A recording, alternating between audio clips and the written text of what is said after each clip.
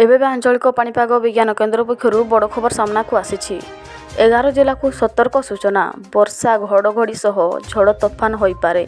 ତେବେ ସୂଚନା ଅନୁସାରେ ତା ପୂର୍ବରୁ ଭିଡ଼ିଓଟିକୁ ଗୋଟେ ଲାଇକ୍ କରନ୍ତୁ, ସବସ୍କ୍ରାଇବ୍ କରି ବେଲ୍ ଆଇକନ୍କୁ ପ୍ରେସ୍ କରନ୍ତୁ, ଯାହାଫଳରେ ଯେକୌଣସି ନୂଆ ଅପଡେଟ୍ ଆପଣମାନେ ଆମ ଚ୍ୟାନେଲ ମାଧ୍ୟମରେ ସର୍ବପ୍ରଥମେ ପାଇପାରିବେ। ଡେରି ନ କରି ଚାଲନ୍ତୁ ଖବର ଉପରେ ନଜର ପକାଇବା। ରାଜ୍ୟରେ ଗ୍ରୀଷ୍ମ ଲହରୀ ଜାରି ରହିଛି। ପଶ୍ଚିମ ଓଡ଼ିଶାରେ ସୂର୍ଯ୍ୟଦେବତାଙ୍କ ପ୍ରଖର କିରଣ ପାଣି ଫୁଟାଉଛି। ସକାଳ 8ଟା ପରଠାରୁ ଅପରାହ୍ନ 4ଟା ଯାଏ ବାହାରକୁ ଯିବା ସହଜ ହେଉନାହିଁ।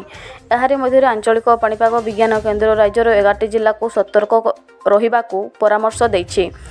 ପାଣିପାଗ ବିଭାଗ ପକ୍ଷରୁ କୁହାଯାଇଛି ଯେ ଆସନ୍ତା 3 ଘଣ୍ଟା ପର୍ଯ୍ୟନ୍ତ 11ଟି ଜିଲ୍ଲାକୁ ୟେଲୋ ୱାର୍ଣ୍ଣିଂ ଜାରି କରାଯାଇଛି।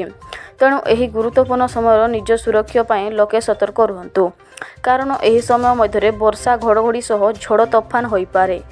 ପାଣିପାଗ ବିଭାଗ ଅନୁଯାୟୀ ମୟୂରଭଞ୍ଜ, ବାଲେଶ୍ୱର, କନ୍ଧମାଳ, ରାୟଗଡ଼, ନୟାଗଡ଼, ବୌଦ୍ଧ, ଅନୁଗୁଳ, ସମ୍ବଲପୁର, ସୋନପୁର, ଦେବଗଡ଼ ଏବଂ ଝାରସୁଗୁଡ଼ା ଭଳି ଜିଲ୍ଲାକୁ ସତର୍କ ଜାରି କରାଯାଇଛି। ଏହି ସବୁ ଜିଲ୍ଲାବାସୀଙ୍କୁ ଆସନ୍ତା 3 ଘଣ୍ଟା ପର୍ଯ୍ୟନ୍ତ ପାଣିପାଗ ଗତିବିଧି ଉପରେ ନଜର ରଖିବା ସହ ବଜ୍ରପାତ ମୁକ୍ତ ସ୍ଥାନରେ ରହିବାକୁ ପରାମର୍ଶ ଦିଆଯାଇଛି। ଏହିଭଳି ପାଣିପାଗର ସୂଚନା ପାଇବା ପାଇଁ ଚ୍ୟାନେଲକୁ ସବସ୍କ୍ରାଇବ୍ କରନ୍ତୁ।